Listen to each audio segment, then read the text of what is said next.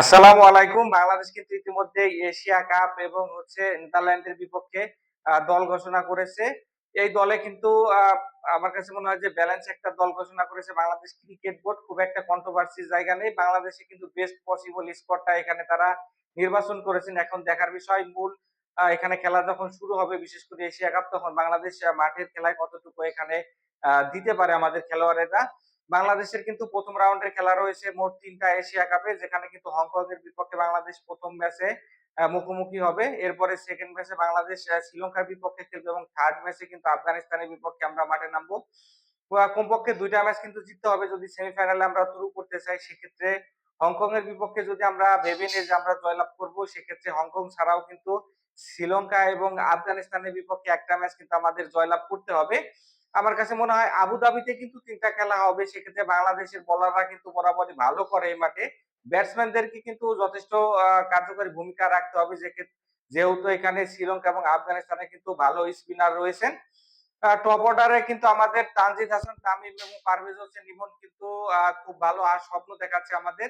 আপনারা জানেন ২ জনে কিন্তু ফিয়ারলেস ব্যাটিংটা করতে পছন্দ করে এবং ন্যাচারাল স্ট্রোক মেকারও ২ জনে। এখানে গত আমাদের যে রিসেন্ট ২ টা পাকিস্তান এবং শ্রীলঙ্কার বিপক্ষে আমরা জয়লাভ করলাম। এই ২ জনের ব্যাটিং এ কিন্তু গুরুত্বপূর্ণ ভূমিকা ছিল। লাস্ট পাকিস্তান সিরিজে কিন্তু ৩৯ বলে ৫৫ রানের একটা কার্যকরী নক খেলেন এখানে ইমন। এর আগে কিন্তু শ্রীলঙ্কার বিপক্ষেও ৭৩ রানের একটা ক্যারিয়ার বেস্ট ইনিংস খেলেন তানজিদ তামিম। এবং এই ২ জনেই কিন্তু খুব ভালো অ্যাটাকিং খেলা খেলতে পছন্দ করেন। এটা কিন্তু হিতে বিপরীতও একই সাথে হতে পারে। কারণ আবুধাবির মাঠে কিন্তু স্লো এবং টার্নিং পিচে মোটামুটি খেলা হবে। সেক্ষেত্রে কিন্তু এখানে যদি আফগানিস্তানের কথা বিবেচনা করি world class bowler Rashid Khan রয়েছে, গাজানফার রয়েছে। একই সাথে কিন্তু এখানে নূর আহমেদ রয়েছে। তো এদেরকে কিন্তু দেখে শুনে খেলতে হবে। এবং আমার কাছে মনে হয় যে পিচ অনুযায়ী কিন্তু ব্যাটিং করাটা খুবই গুরুত্বপূর্ণ। এখানে যদি ১৫০ থেকে ১৬০ করা যায় সেক্ষেত্রে কিন্তু অনেকটা এগিয়ে থাকবে বাংলাদেশ, শ্রীলঙ্কা অথবা আফগানিস্তানের বিপক্ষে। এজন্য এই ২ জনকে তামিম এবং ইমনকে কিন্তু এখানে গুরুত্বপূর্ণ ভূমিকা পালন করতে হবে। ১ম ইনিশিয়ালি ওভারগুলো দেখে খেলে পরে কিন্তু বড় স্কোর করতে হবে। যেহেতু অন্যান্য এশিয়া কাপে কিন্তু আমাদের মাহমুদুল্লাহ রিয়াদ, সাকিব আল হাসান একই সাথে মুশফিকুর রহিমরাও থাকেন। সেক্ষেত্রে কিন্তু দেখা গেছে টপ অর্ডার ভালো না করলেও মিডল অর্ডারে কিন্তু আমাদের খুব একটা ভালো খেলে দিতেন।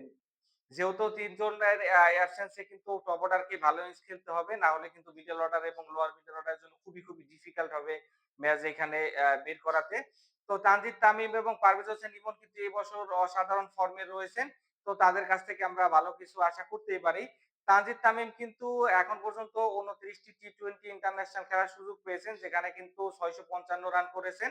একই সাথে কিন্তু তার স্ট্রাইক রেটটা ১২৮। বাংলাদেশের প্রেক্ষাপটে খুব একটা খারাপ নয়। এই ২৯ ম্যাচে ৫ টা ৫০ প্লাস স্কোর রয়েছে তানজিদ হাসান তামিমের। পাশাপাশি কিন্তু ৩২ টা ৬ ও মেরেছেন এই ২৯ টা ম্যাচে। বাংলাদেশের ব্যাটসম্যানদের এর আগে কিন্তু আমরা এরকম খুব কমই দেখেছি ম্যাচের থেকে ৬ বেশি। এখানে তামিমের কথা যদি বলি আমি, লিটন, সৌম্য অনেকে কিন্তু বাংলাদেশের হয়ে ওপেন করেছেন এবং এই সময় কিন্তু ম্যাচের থেকে ৬ কিন্তু তাদের অনেক কম ছিল। তো তামিম কিন্তু এক্ষেত্রে ব্যতিক্রম এবং আমরা জানি যে আ দারুণ শট খেলতে তিনি পছন্দ করেন। একই সাথে তার পার্টনার ইমনও কিন্তু খুবই এগিয়ে থাকবেন টি-২০ ক্রিকেটে এখন পর্যন্ত ১৭ ম্যাচ খেলে কিন্তু এখানে ৩৭৩ রান করেছেন। ইতিমধ্যে একটা সেঞ্চুরি পেয়েছেন আরব আমিরাতের বিপক্ষে। তামিম ইকবালের পর ২য় ব্যাটসম্যান হিসেবে কিন্তু বাংলাদেশের হয়ে টি-২০ ইন্টারন্যাশনালে ১০০ করার গৌরব অর্জন করেছেন। পাশাপাশি ২ টা ৫০ স্কোরও রয়েছে এবং যেটা দেখার বিষয় পারভেজ হোসেন ইমনের স্ট্রাইক রেটটা কিন্তু দুর্দান্ত। ১৩৯ এর কাছাকাছি বাংলাদেশের একজন ব্যাটসম্যানের ১৪০ স্ট্রাইক রেট টি-২০ এটা কিন্তু ভাবাই যায় না। পাশাপাশি এই ১৭ ম্যাচে কিন্তু ২৫ টা ছক্কাও হাঁকিয়েছেন এখানে পারভেজ হোসেন ইমন। তামিমের থেকেও কিন্তু একটু বেশি ইনিংসের থেকে ৮ টা বেশি ৬ হাঁকিয়েছেন এবং তিনিও কিন্তু তানজিদ তামিমের মতো ন্যাচারাল স্ট্রোক মেকার স্ট্রোক খেলতে বেশি পছন্দ করেন।